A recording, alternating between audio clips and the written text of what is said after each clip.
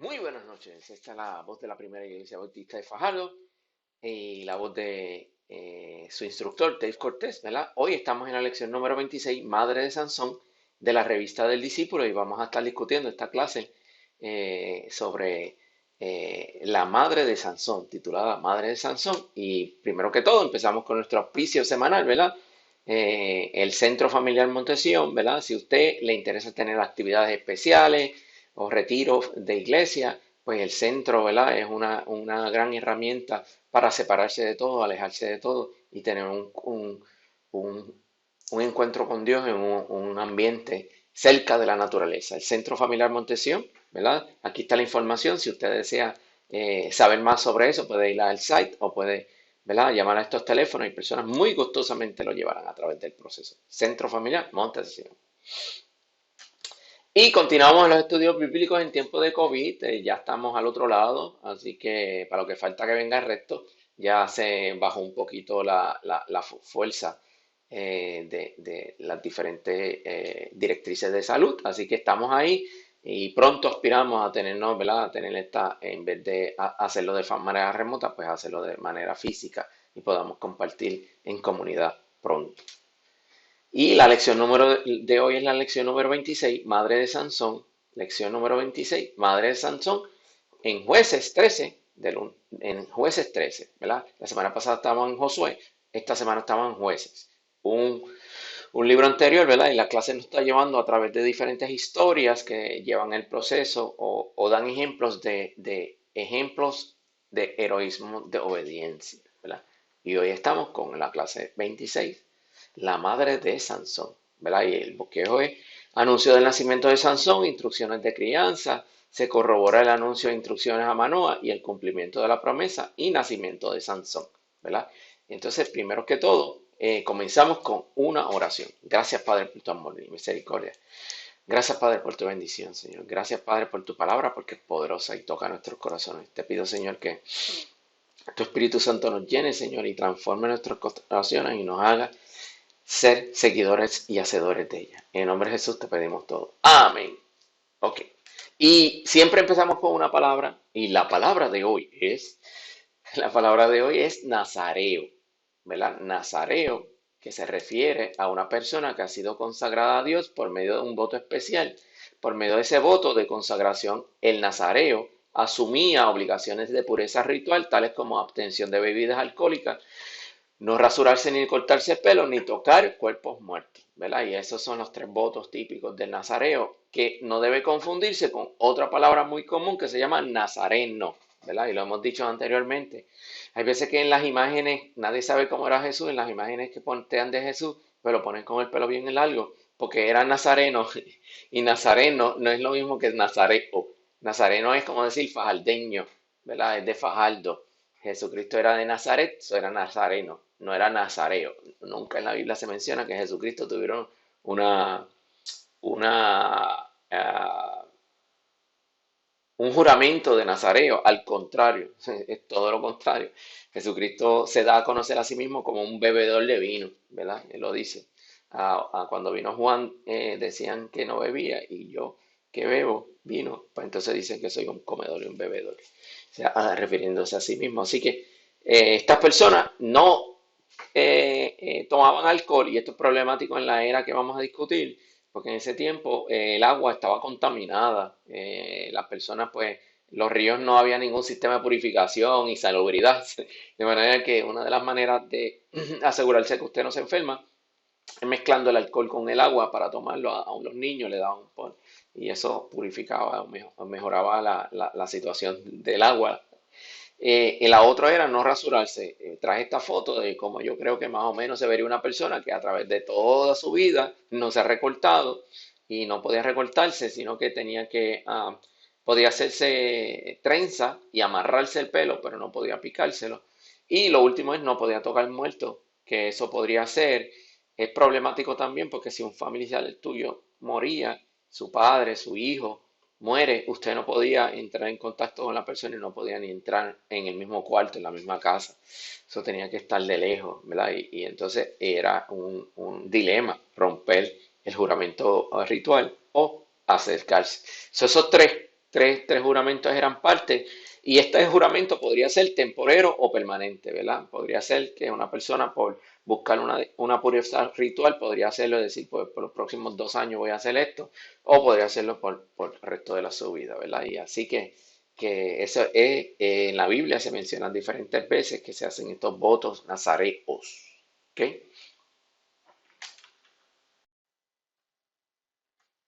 Muy bien, y la primera parte dice el anuncio del nacimiento de Sansón, ¿verdad? Y vamos al libro de Jueces 13, libro de Jueces 13 y lo marca, ¿verdad? Porque vamos a estar discutiendo en el 13 varias cosas.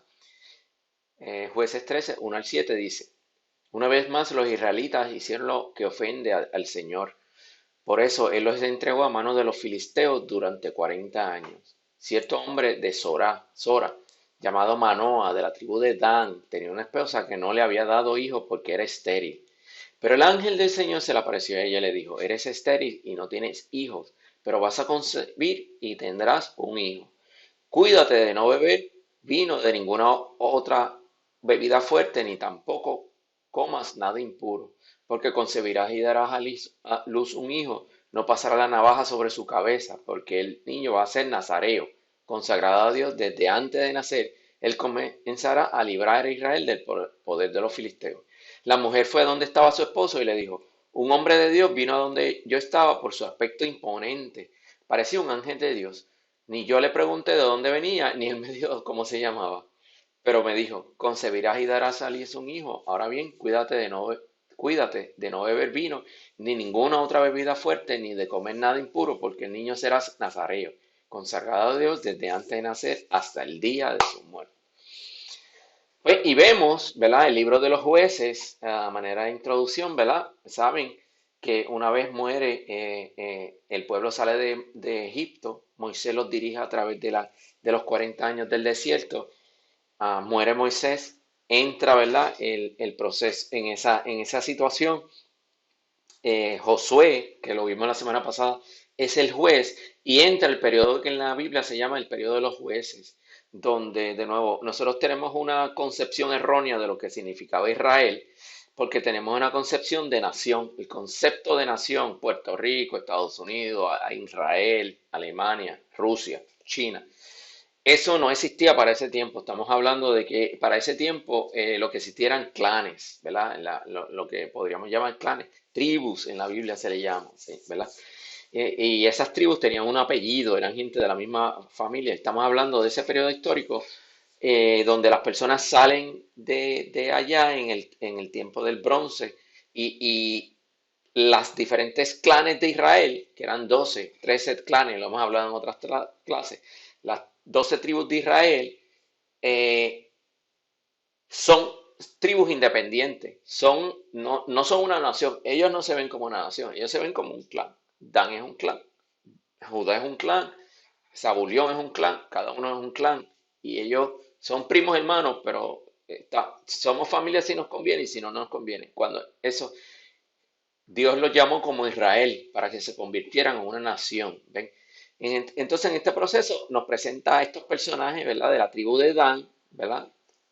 Dan, y nos presenta a un señor que se llama Manoa y una señora, ¿verdad? Que es la esposa y de Manoa. Y entonces, una cosa interesante es que nos presenta siempre, esto es bien típico en los tiempos patriarcales bíblicos, donde eh,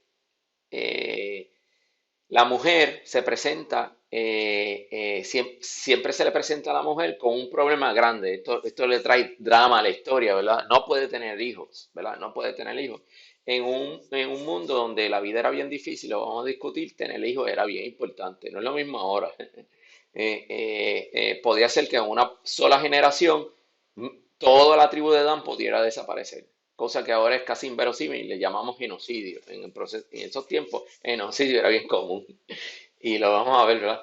Y nos presenta esta situación, ¿verdad? Esto estamos en la época del bronce. Usted sabe que a mí me encanta. En el tiempo de los jueces, Israel, les dije, eran unas tribus, no era para el tiempo de los romanos, no era para este tiempo, no era en el siglo pasado, no había televisión, no había luz eléctrica, olvídese de todo eso. Estamos hablando de algo bien paleolítico, para allá, para atrás, para el tiempo del bronce. ¿verdad? Y Israel tenía estos jueces que se levantaban, Dios levantaba para que dirigieran específicamente a Israel por un tiempo. Piensen en una anarquía. Todo el mundo está para lo suyo, nadie, ¿verdad? La gente no se habla, no hay un sistema de tax, de impuestos, no hay ejército. Todo es pastoral, pastores de tribus pastorales que vivían en unos territorios que sabían que pertenecían a unos clanes ancestrales de Israel. ¿Ves? Y temporalmente los vecinos de Israel, de esas clanes israelitas, se aprovechaban de que ellos estaban desorganizados y sin unión y atacaban, por ejemplo, esos grupos, no necesariamente a todo Israel, sino a la tribu que le estaba al lado. Atacaban a Adán, atacaban a Judá. Y entonces en el tiempo del bronce ocurren unos grandes cambios en toda esa cuenca del Medio Oriente y se presentan una gente que los presentan en los Tinaí, que son los filisteos, ¿verdad? Y esta gente filistea venían posiblemente, no se sabe bien, pero pues, se estima que vienen del Mediterráneo, ¿verdad? Posiblemente de Micenas, de Creta, de Grecia, de esas áreas ahí, y están más adelantados. Primero que habían desarrollado varias tecnologías que los israelitas no tenían, básicamente dos de ellas. Una era desde el punto de vista de gobernanza, habían inventado la ciudad. Los israelitas no había ciudad. Si usted busca ahí, no hay ciudades. Lo que hay es campamentos, tiendas, piense que son beduinos. Por el contrario, los filisteos tenían ciudades-estados establecidas con reyes, como Ascalon y diferentes ciudades, ¿verdad? Que estaban organizadas, tenían sistemas de impuestos, organización, tenían rey, tenían ejércitos privados, todas esas cosas producto de la organización de ciudades. Los israelitas estaban al garete comparado con eso. La otra ventaja tecnológica que tenían que es lo que están viendo ahí. Los filisteos venían de esa cuenca, ¿verdad?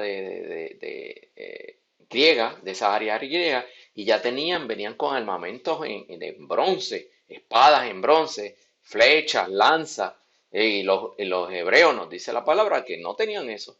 Que, si no tenían eso, ¿qué estaban usando? No había hierro.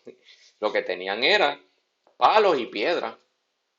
Eso se les hacía difícil. Y dice entonces la palabra de que leímos que los filisteos habían conquistado por 40 años a Israel y en ese momento se levanta entonces un, ah, unos jueces, ¿verdad? Que libran al pueblo de Israel periódicamente. Y ese periodo de tiempo es un periodo bien difícil.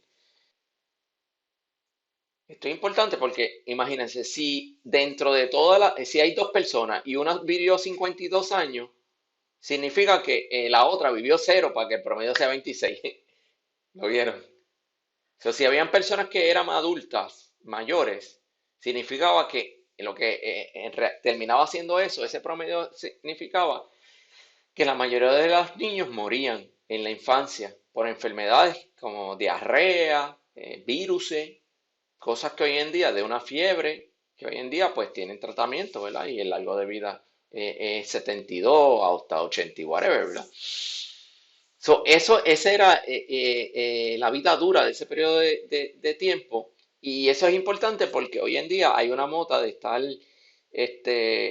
haciendo política de identidad donde están buscando quiénes son los opresores y los oprimidos, ¿verdad? Sea sexual, desde el punto de vista de separación de sexo, separación de colores, separación. Y entonces diciendo que uno es avisador y el otro, ¿verdad? Y siempre nosotros vamos a proyectar los valores actuales en las culturas anteriores, ¿verdad? Eso es típico también, especialmente si usted se cree que es mejor que nadie, como es las élites intelectuales modernas, ¿verdad? Que se creen que saben más que nadie.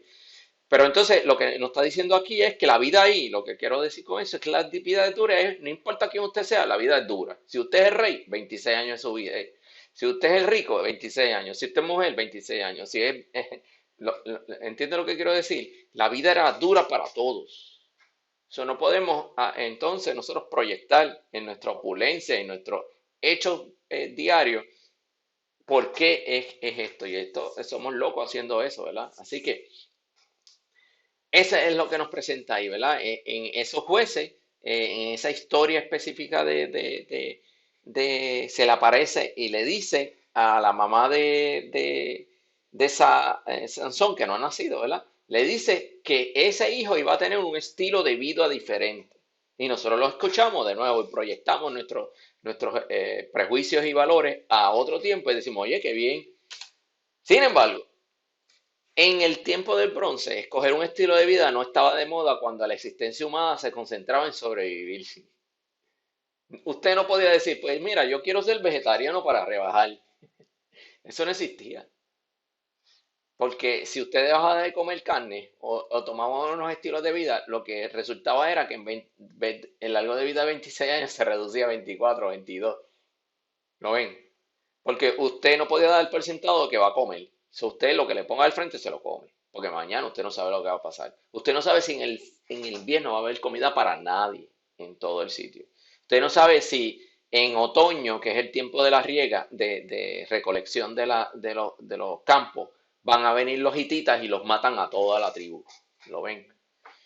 La vida era bien dura y entonces es extraño que Ángel le presente entonces a su madre, a la madre de Sansón, ¿verdad?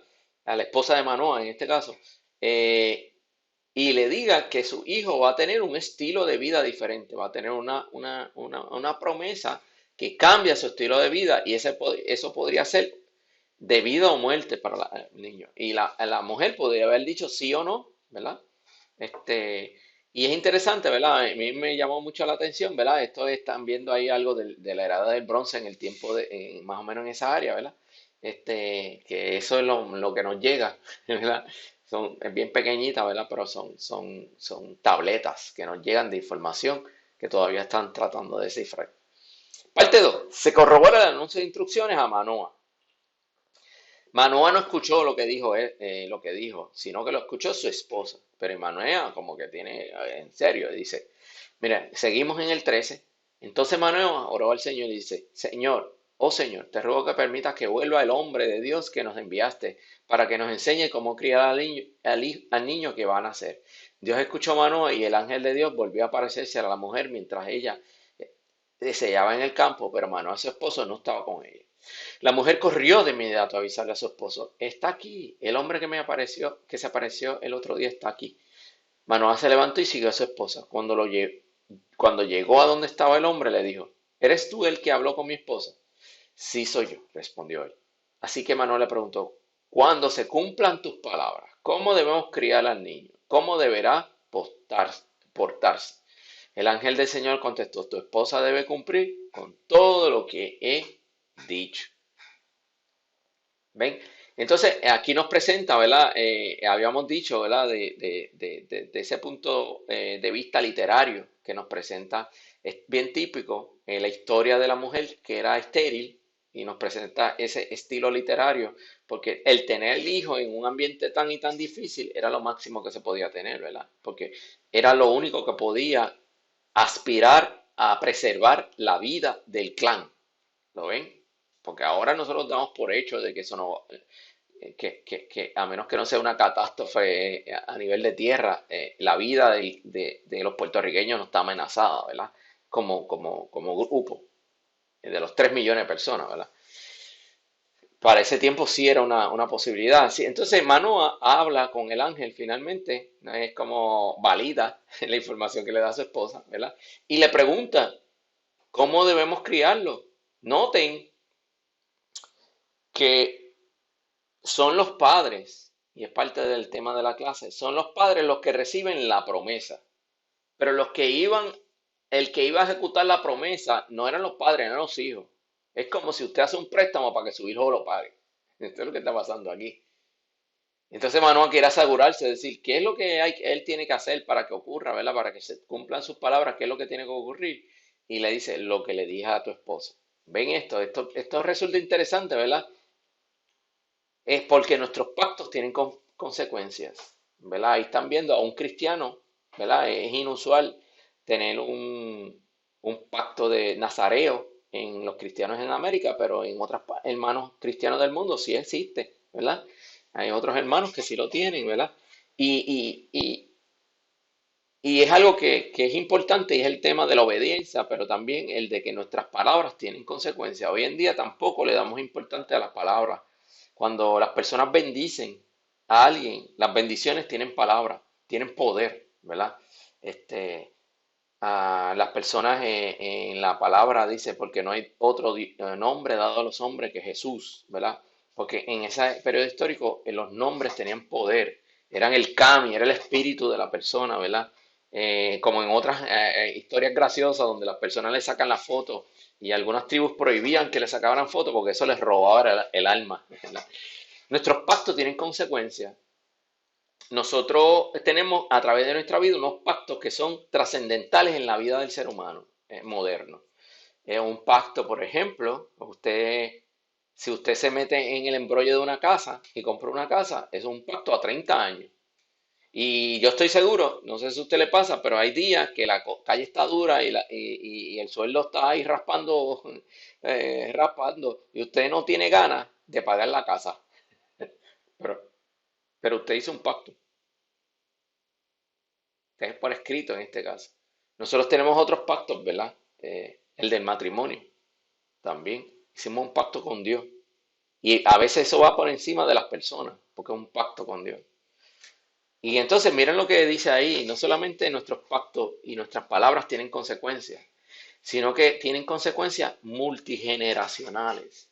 Porque Dios hace un pacto con los padres que va en referencia a los hijos. Eso es fascinante. Porque también en un ambiente donde nosotros, la aspiración máxima del ser humano es lograr el máximo desempeño del individuo, que son los ideales de Occidente, ¿verdad? De nuestras culturas occidentales. El individuo, yo estoy para mí y por mí. Y por eso es que las personas, ¿verdad? Hoy en día, como el concepto familiar no existe, la familia y el sacrificio de los padres por los hijos. Y que al nosotros dar nuestra palabra y traer una persona al mundo, nosotros tenemos una responsabilidad de por siempre. ¿Ve? Pero como nosotros la aspiración es individual, pues entonces eso es para mí, egoísta, ¿verdad? Y hay culturas que son, ¿verdad? Patriarcales o podríamos decir tribales. Si usted trata de explicar lo que significa la libertad en Irán, por ejemplo, o nuestras comunidades cristianas en Irán o en Egipto, no pueden entender el egoísmo que tiene el individuo americano en pensar solamente en ello, ¿verdad? Es difícil de explicarle eso. Nuestros pactos tienen consecuencias. No tienen consecuencias solamente para nosotros, sino también para las multigeneraciones. Por último, cumplimiento de la promesa, nacimiento de Sansón. ¿Ve? Ya vimos las promesas que se le hicieron primero a la esposa de Manoa, después a Manoa. Entonces, ¿en qué terminó esto? Y la mujer dio, jueces 13, 24 y 25, dice, la mujer dio a luz un niño y lo llamó Sansón. El niño creció y el Señor lo bendijo. Y el Espíritu del Señor comenzó a manifestarse en él mientras estaba en Mahané, Dan, entre Sora y Estaol. ¿Vieron? So, se cumple la promesa. Y los padres abandonaron el pacto que dijeron. Y dice, no, ya nació. Ya olvídate de eso. Ya que él cumplió, yo no. Y vemos a través de la vida de Sansón, y es una de las historias de los héroes de los jueces, es posiblemente el juez más famoso de todos, este, que se cumplió al pie de la letra ese juramento que Sansón no sale nunca que lo hizo, porque dice que lo hizo desde que era niño. Antes que Sansón entendiera y pudiera como adulto tener el entendimiento que eventualmente lo tuvo que haber hecho, el entendimiento de decir sí, yo voy a hacer esto o no, no lo voy a hacer. En ese momento histórico donde los niños se convierten en adultos, decidió a seguir lo que sus padres le habían enseñado, que eso era una bendición del Señor y que él había nacido por una bendición del Señor y él lo hizo de igual manera. Y Sansón, ¿verdad? Se vuelve el más famoso juez nazareo, no nazareno, nazareo que presenta la Biblia.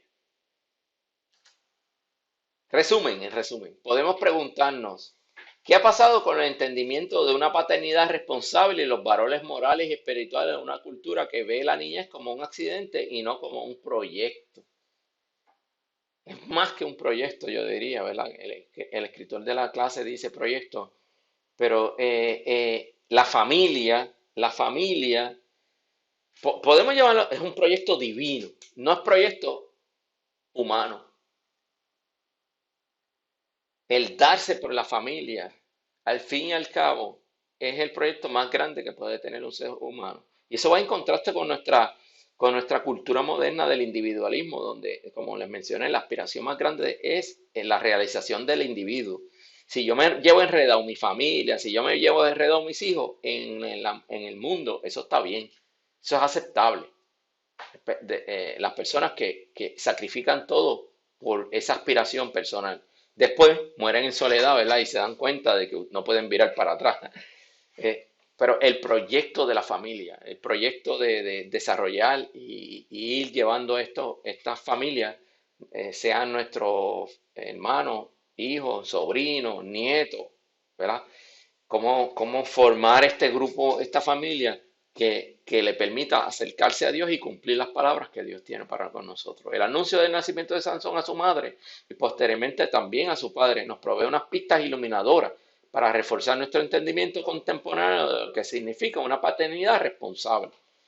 ¿Qué es lo que nos pide, verdad? Y cómo esa paternidad, dice la palabra, ¿verdad? En el Nuevo Testamento, instruye al niño en su camino y aun cuando fuere viejo no se apartará de él. Eso es una promesa que Dios nos hace. La mujer de Manoah entendió el privilegio y la oportunidad que constituye, en este caso, un hijo, y se comprometió con una disciplina de vida que no pusiera en riesgo el nacimiento del niño. ¿Lo vieron? Lo importante que era. En su actitud Manoah modela una paternidad responsable, pues quiere decir, quiere recibir instrucciones claras de parte de Dios y de cómo ha de conducir el proceso de cuidado y crianza de sus hijos. Preguntas, dudas, comentarios. Está muy bien. Si hoy oramos para que Dios ayúdanos como familia e iglesia a entender el tipo de disciplina de vida que se necesita para poder asegurar el crecimiento y desarrollo saludable de los niños, adolescentes y jóvenes que tanto lo necesitan. Gracias, Padre, por tu palabra, Señor. Gracias, Señor, porque nos das ejemplos contundentes de cómo debemos ser como padres, como tíos, como líderes de iglesia y familia, Señor, con nuestros pequeños, Señor. Gracias por esa oportunidad, gracias por esa bendición que nos da, Señor. Cuida y bendice a cada uno de los niños y jóvenes de nuestra iglesia, de nuestra comunidad, Señor, que están siendo constantemente atacados por el enemigo, Señor, tratando de destruirlos, Señor, y romper la familia, que es el proyecto que viene de ti, Señor. Te alabamos y te bendecimos. En nombre de Jesús te pedimos todo. Amén. Muy bien, nos vemos la semana que viene. Bendiciones. Si le gustó o piensa que esto puede ayudar a alguien, denle share, denle like a través de la multimedia, ¿verdad? Y nos vemos la semana que viene, si Dios quiere. Bendiciones. Bye.